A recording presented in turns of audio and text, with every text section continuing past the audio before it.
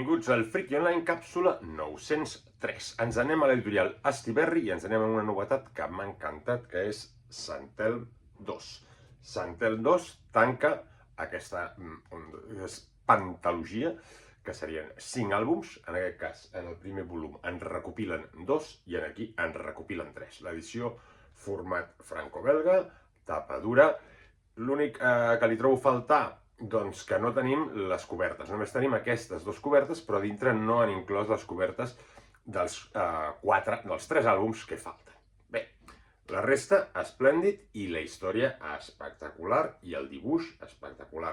Si us agrada el thriller, un thriller amb un toc de sobrenatural, doncs és el vostre còmic.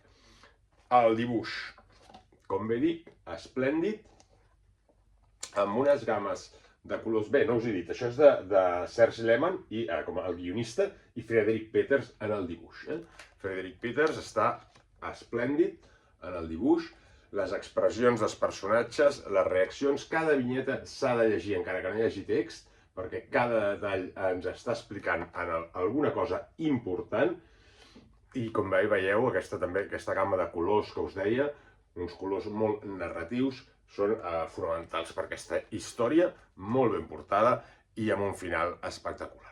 Què passa? Sant Elm, aquest poblet dels Alps, han arribat, a l'anterior número, van arribar un detectiu, Frank, i la seva ajudant, també un personatge curiós. Tots els personatges estan molt ben treballats i les relacions entre ells estan molt ben portades.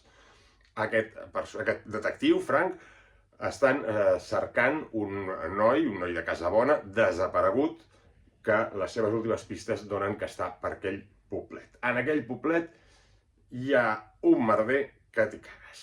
Hi ha uns potentats que volen muntar unes mines, unes històries, hi ha molt mal rotllo al poble, hi ha aquests rics que estan intentant de fer uns canvis que no van massa bé en el concepte ecològic, i mentrestant el poble està també tothom revoltat. Molta tensió, poblet petit, milionaris amb famílies molt xungues, màfies, i aquests dos detectius, que en l'últim número Frank va quedar rebentat literalment i desaparegut. Aquí arriba el germà de Frank a veure si pot, que també és detectiu, i en principi encara és millor que ell, és el cap pensant, a veure si pot descobrir què està passant aquí. Pel mig, fantasmes, fins i tot possibles homes llops, i granotes, moltes granotes. Realment un còmic molt potent, que enganxa molt i que jo us recomano 100%, sobretot si sou amants del thriller, i aquest thriller amb toc fantàstic. Doncs ja ho sabeu, Sant Elm, aquí acaba, Sant Elm 1 i Sant Elm 2, editats per Astiberri. Salut i a llegir còmics.